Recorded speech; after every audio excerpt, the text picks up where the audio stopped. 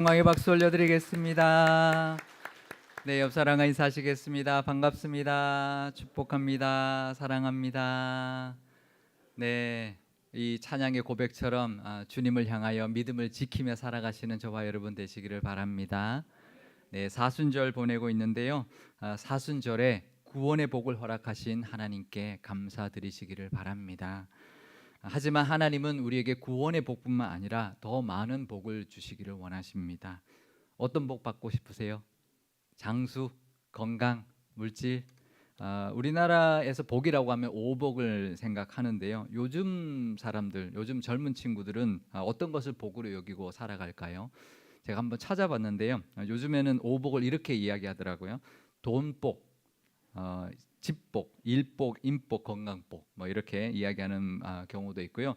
좀 재밌는 경우는 이런 복도 있습니다. 월급복, 퇴근복, 친구복, 여행복, 맛집복 뭐 이렇게 이제 여긴다고 합니다. 그러니까 오늘 이제 퇴근을 칼퇴근 이제 정확하게 정시에 잘 퇴근한 오늘 칼퇴근복, 칼퇴복 있었다 뭐 이렇게 이야기하고 외식하러 갔는데 맛있으면 맛집복 있었다 뭐 그렇게도 이야기하고요. 여행 갔는데 너무 좋았으면 이번에 여행복이 있었다 뭐 이렇게도 이야기한다는 것이죠. 어떤 복을 받고 누리며 살고 싶으세요? 하나님은 복을 약속하고 계십니다.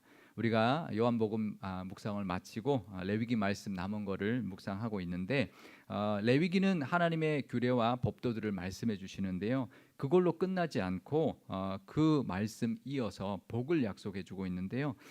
이스라엘 백성들에게 계명과 법도를 알려주시고 난 다음에 이렇게 말씀하셨습니다. 레위기 26장 3절 말씀입니다. 너희가 내 규례와 계명을 준행하면, 그러니까 이 모든 규례와 계명을 준행하면 복을 주시겠다라고 말씀하십니다. 이런 복을 주시겠다고 약속하고 있는데요. 우리에게 이 말씀 오늘 주신다면 우리에게도 약속하고 있는 복이 분명히 있을 것입니다. 그 복들을 다 누리며 살아가시기를 축복드립니다. 그 첫 번째 복은요, 4절부터 5절 앞부분에 나오는데요, 이렇습니다. 내가 너희에게 철 따라 비를 주리니 땅은 그 산물을 내고 밭의 나무는 열매를 맺으리라. 너희의 타작은 포도 딸 때까지 미치며 너희의 포도 따는 것은 파종할 때까지 미치리니 너희가 음식을 배불리 먹으리라. 그러니까 땅이 산물을 내는데 풍성하게 낼 것이고 밭의 나무가 열매를 맺는데 아주 가득하게 맺게 될 것이다. 그리고 타작은 포도 딸 때까지 한다고 했는데 타작은 이스라엘의 타작은 보리와 밀인데요. 포도를 딸 때까지 할 것이고 또 보리를 따는 것은 파종할 때까지 보리나 밀을 파종할 때까지 따게 될 것이다. 그래서 음식을 배불리 먹게 될 것이다. 이것은 그냥 단순히 잘 먹는 걸 뜻하는 게 아니라 풍요로움을 뜻할 것입니다. 보리 타작은요, 이스라엘의 타작은 보리 타작부터 시작하는데 3월에 시작하고요. 밀 타작이 끝나는 게 4월 말에서 한 5월 초까지 이어졌다고 합니다. 근데 하나님께서 그 소산의 복을 주시면 포도 따는 시기, 포도를 언제 따냐면 여름 7월에 따는데요. 그때까지 타작을 계속할 수 있도록 풍작을 주실 것이라고 약속하고 있는 것이죠. 포도는 보통 7월에 따는데요. 보리 파종할 때까지 보리가 파종을 10월에 하는데 그때까지 계속 따야 할 정도로 풍작을 주시겠다고 약속하고 있는 것입니다. 여기서 약속하시는 복은 무슨 복일까요? 풍요로운 복, 물질의 복일 것입니다. 뭐 재물의 복이나 사업이 잘 되는 복이나 풍족하게 사는 복이 다 여기에 속할 텐데요. 이 복은 어떻게 누릴 수 있을까요? 4절에 이렇게 말씀하고 있습니다. 내가 너희에게 철 따라 비를 주기 때문에 누리는 것이라는 겁니다. 하나님께서 철을 따라 비를 내려주시는 그 은혜 때문에 누리는 것이 바로 이 풍요의 복이라는 것입니다. 특히 이 가나안 땅은 건조한 땅입니다. 물이 풍부하지 않은 땅입니다. 비가 제때 내리지 않으면은요 풍작은 고사하고 제대로 결실도 맺기가 어려운 땅입니다. 그런데 하나님께서 때마다 철을 따라 비를 내려주셔서 늘 풍작할 수 있도록 해주시겠다고 약속하고 있는 것입니다. 우리도 그렇습니다. 우리도 철 따라 비를 내려주시는 것처럼 때에 꼭 맞는 하나님의 도우심이 있을 때 이 복을 우리도 누리게 될 것입니다. 사업을 하든지 공부를 하든지 또 무엇을 하든지 간에 때에 잘 맞는 하나님의 도우심이 있어야 할 것입니다. 그 하나님의 은혜로 늘 물질적으로 부족함 없이 풍요롭게 살아가시는 복을 다 받아 누리시기를 바랍니다. 아멘. 네, 아멘 하시고 또 이 복을 누리시기를 바랍니다. 두 번째 복은요, 5절 뒷부분부터 8절까지 나오는데요. 너희 땅에 안전하게 거주하리라. 내가 그 땅에 평화를 줄 것인즉 너희가 누울 때에 너희를 두렵게 할 자가 없을 것이며 내가 사나운 짐승을 그 땅에서 제할 것이요 칼이 너희의 땅에 두루 행하지 아니할 것이며 너희의 원수들을 쫓으리니 그들이 너희 앞에서 칼에 엎드러질 것이라. 또 너희 다섯이 백을 쫓고 너희 백이 만을 쫓으리니 너희 대적들이 너희 앞에서 칼에 엎드러질 것이다. 가나안 땅에서 안전하게 거주할 것을 약속하고 있습니다. 그 땅에 평화를 주셔서 누울 때마다 두려워할 자가 없고 사나운 짐승도 다 제해 줄 것이고 칼이 그 땅에 두루 행하지 않도록 막아 주시고 원수들이 쳐들어올지라도 모두 내쫓아 주셔서 5명으로 백을 쫓고 100명으로 만을 쫓게 해 주실 것이다. 그래서 대적들이 다 그 칼에 엎드러지게 할 것이라고 약속해 주고 있습니다. 이 복은 평화의 복, 평안의 복, 안정의 복이라고 말할 수 있는데요. 이 복은 어떻게 누릴 수 있을까요? 6절에 이렇게 말씀하십니다. 내가 그 땅에 평화를 주기 때문에 누리는 복이다 말씀하고 있습니다. 우리는 이렇게 생각합니다. 우리가 힘을 길러야 된다. 강성한 나라가 되어야 평화를 누릴 수 있다라고 생각합니다. 하지만 아니라는 거죠. 하나님을 의지할 때 하나님께서 그 땅에 평화를 주시기 때문에 누리는 복이 평화의 복이라고 말씀하고 있습니다. 그렇다면 우리에게도 마찬가지겠죠. 우리가 돈을 많이 모아야 편안하고 평강을 누리는 게 아니라는 것입니다. 좋은 직업을 가져야 안정을 누리며 사는 게 아니라는 것입니다. 세상에 그 어떤 것을 가져도요, 진정한 평화와 평안은 하나님이 주시지 않으면 안 되는 것입니다. 재벌도 하나님 평안 주시지 않으면 그 평강의 복 누릴 수 없습니다. 권력을 가진 자도 마찬가지고요. 아무리 높은 위치에 오른 사람도 하나님이 그 평강의 복을 주셔야 누릴 수 있는 것이 그 복인 것입니다. 하나님을 전적으로 의지하심으로 하나님이 주시는 평화의 복과 평안의 복을 누리며 살아가시기를 축복드립니다. 세 번째 복은 9절에 나오는데요. 내가 너희를 돌보아 너희를 번성하게 하고 너희를 창대하게 할 것이며 내가 너희와 함께한 내 언약을 이행하리라. 번성하게 되고 창대하게 될 복을 약속하고 있습니다. 번성의 복, 창대 복이라고 할 수 있는데요. 번성은 뭐고 창대는 뭘까요? 원어적으로 보면 이렇게 되어 있습니다. 번성은 열매를 많이 맺는 것을 뜻하고요. 창대는 크게 자라는 것을 말합니다. 그러니까 나무로 본다면 열매도 많이 맺을 뿐만 아니라 크게 자라는, 그러니까 열매 많이 맺는 나무, 크게 자라는 나무를 뜻하는 것인데요.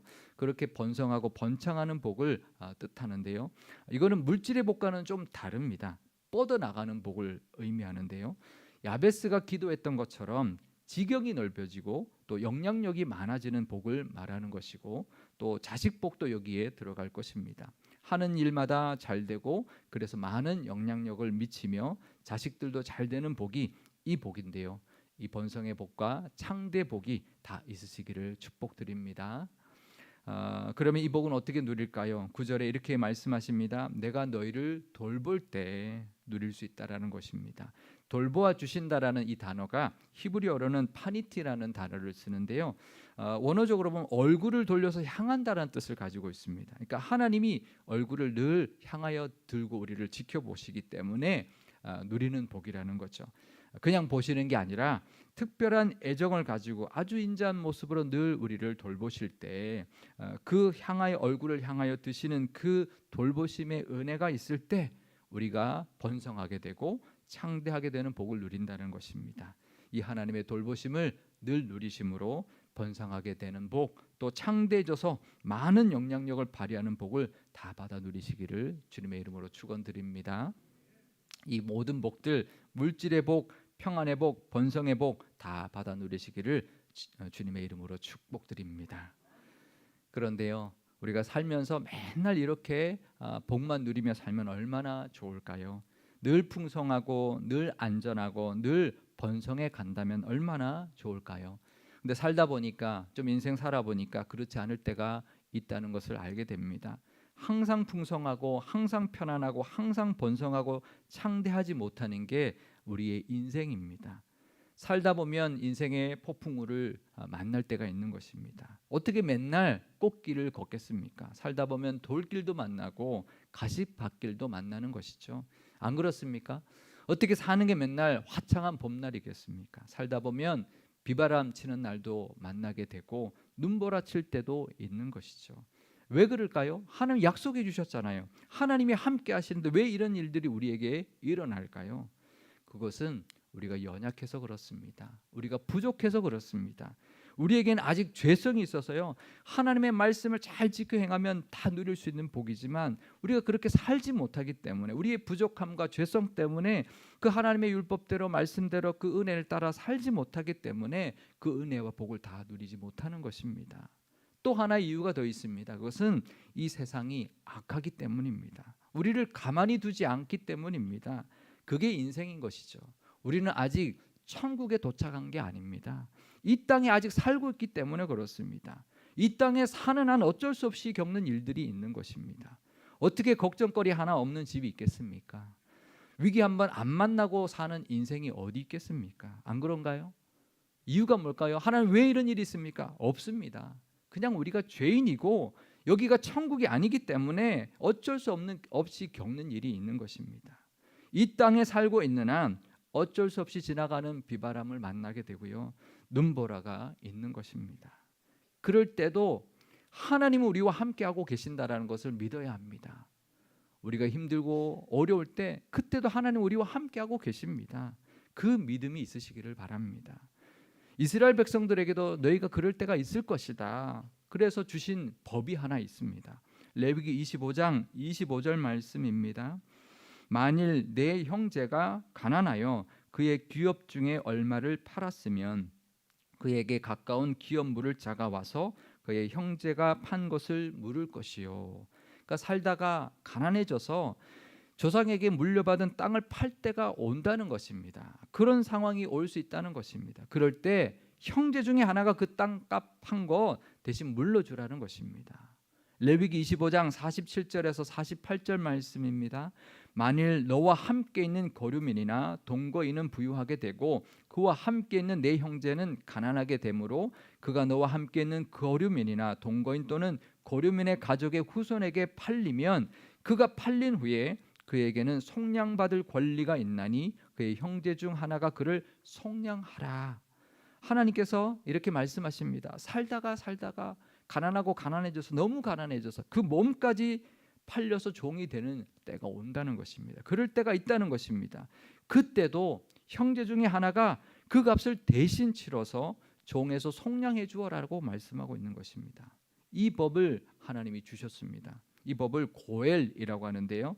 고엘은 기업 물을 자라는 뜻을 가지고 있습니다. 그러니까 친척 중에 누군가가 대신해서 그 땅값을 물러주고 몸값도 다 물러주라고 하나님께서 주신 법입니다. 우리도 살면서 이 말씀을 따라 고엘의 사명을 감당하며 살 수 있어야 합니다. 내 주변을 돌아보면서 내가 감당할 수 있는 고엘의 사명, 그 역할을 감당하며 살아야 합니다. 내가 혼자 다 갚을 수는 없을 것입니다. 물론 다 혼자 다 감당하지는 못할 것입니다. 하지만 우리가 모두 작은 고일이 된다면 힘들고 지친 사람들에게 조금이나마 보탬이 되고 위로가 될 것입니다. 그러면 그들에게 그것이 일어설 수 있는 힘이 될 것입니다. 그런데요, 나는 이렇게 살 수 있어요. 나는 그래도 조금씩 누구에게 나누고 작은 고일로 살 수 있는데요. 근데 정작 내가 힘들고 내가 어려울 때, 정말 지치고 힘들어졌을 때 내게는 고엘이 되어주는 사람 없을 때가 있습니다. 내가 힘들고 어려울 때 버티다가 더 이상 버틸 수 없을 때 손 내밀 사람 하나 없을 때가 있는 것입니다. 비빌 언덕이 없을 때가 있는 것입니다. 그럴 때 어떻게 해야 될까요? 우리는 어떻게 해야 될까요? 그럴 때 우리는 하나님께 나아가야 합니다. 하나님께 손 내밀어야 합니다. 두 손 모아 하나님 앞에 간절히 기도해야 합니다. 우리에게는 비빌 언덕이 있습니다. 어딜까요? 우리가 비빌 언덕이 어딜까요? 십자가의 골고다 언덕입니다. 골고다 언덕은 우리 영원한 비빌 언덕입니다. 우리를 구원하시기 위하여 아들까지 내어주시기까지 그렇게 사랑하신 하나님이 아들을 죽게 하신, 우리를 대신하여 죽게 하신 그 언덕이 바로 골고다 언덕입니다. 그 하나님은 우리에게 있어야 할 것, 우리가 필요한 것 다 아십니다. 그러니 우리가 하나님 앞에 나아가기만 한다면, 하나님을 간절히 바라보기만 한다면 채워주실 것이고 건져주실 것입니다. 버티다가 만신창이가 되어서 하나님 앞에 나아가지 마십시오. 힘들면 그냥 바로 하나님께 나아가십시오. 하나님은 오히려 기다리고 계십니다. 기꺼이 우리를 도와주실 것이고 건져주실 것입니다. 십자가의 은혜는요, 죽어서 가는 천국만 주는 은혜가 아닙니다. 영생을 위한 구원의 은혜만 주는 게 십자가의 은혜가 아닙니다.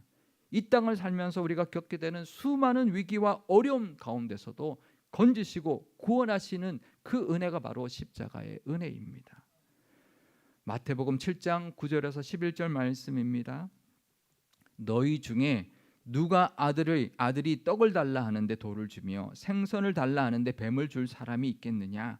너희가 악한 자라도 좋은 것으로 자식에게 줄 줄 알거든 하물며 하늘에 계신 너희 아버지께서 구하는 자에게 좋은 것으로 주시지 않겠느냐. 아멘. 하나님은 우리가 하나님만 바라보고 하나님 앞에 나아갈 때 좋은 것으로 채워주시고 도와주시는 분이다, 건지시는 분이라고 예수님께서 말씀하셨습니다. 그 믿음으로 하나님 앞에 늘 나아가시기를 바랍니다. 하나님은 왜 이렇게까지 우리를 도우실까요? 우리를 건지실까요? 그것은 하나님이 해주신 약속 때문입니다. 레위기 26장 9절 뒷부분입니다. 내가 너희와 함께한 내 언약을 이행하리라. 하나님은 우리에게 언약하셨기 때문에 그렇게 우리에게 베풀어 주십니다. 하나님은 십자가로 우리에게 언약해 주셨습니다. 그 언약 때문에, 그 언약을 언약해 주셨기 때문에 그 언약을 근거로 반드시 우리에게 이루어 주실 것입니다. 이 말씀은 하나님의 성품인 헤세드를 말씀하고 있는 것인데요. 우리가 성경에서 그 히브리어 헤세드를 사실 인자한, 자비로움 이렇게 번역한 경우가 많이 있는데요. 사실 한국말로 딱 한 단어로 번역하기는 참 어려운 단어입니다. 이게 사전적으로 보면 이런 뜻입니다. 헤세드는 언약에 기초한 변함없는 사랑과 인애. 어렵죠, 그죠? 이렇게만 보면 어려운데요. 이 헤세드는 뭐냐면 하나님이 약속하셨기 때문에 우리의 모습이 어떠하더라도, 우리의 상태가 어떠하다 할지라도 조건 없이, 변함없이 무조건적으로 부어주시는 은혜와 사랑을 뜻합니다. 그러니까 우리가 사랑받을 만해서 받는 사랑이 아닙니다. 우리가 복받을 만해서 복을 받고 누리는 게 아닙니다. 하나님이 약속하셨기 때문에 일방적으로 부어주시고 조건 없이 그냥 무조건적으로 부어주시는 사랑이 바로 이 하나님의 헤세드의 사랑입니다. 우리가 늘 하나님 앞에 복받기 합당한 모습을 살면 얼마나 좋을까요? 하지만 그렇지 않을 때가 너무 많이 있는 것이죠. 우리는 늘 부족하고 늘 연약합니다. 늘 아직도 죄성을 가지고 살아갑니다. 그러니 어쩔 수 없이 만나게 되는 인생의 비바람과 눈보라가 있는 것이죠.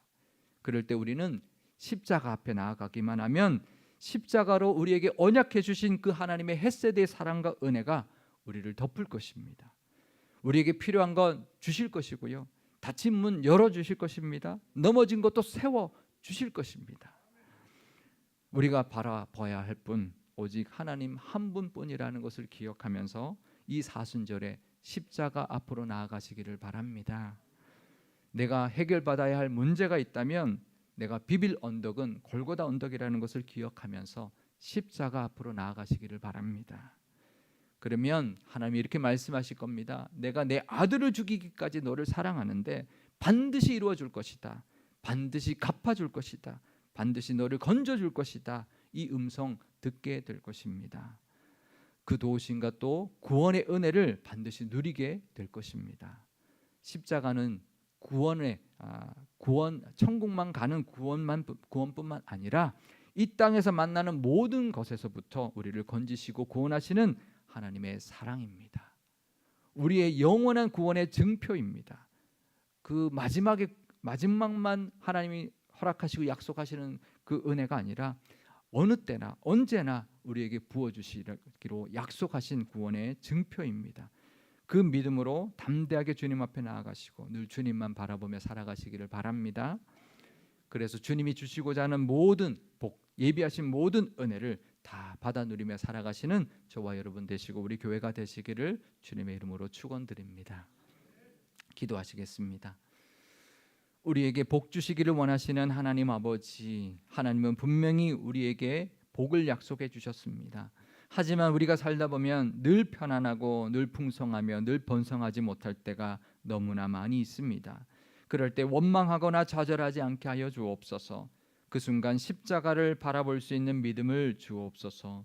우리를 구원하시기 위하여 아들을 내어주시기까지, 십자가에 못 박으시기까지 우리를 사랑하신 그 사랑이 우리와 늘 함께하고 있음을 기억하게 하옵소서. 힘들고 지칠 때, 그 누구도 도와주지 못할 때 우리가 손 내밀 분이 있음을 기억하게 하시고, 우리가 비빌 언덕, 십자가의 골고다 언덕을 바라보게 하옵소서. 그러면 긍휼이 많으시고 인자하신 그 하나님의 은혜와 능력이 우리를 도우시고 회복시켜 주실 줄 믿습니다. 그래서 우리는 부족해도 하나님의 사랑과 신실하심으로 예비하신 복을 다 누리게 하여 주옵소서.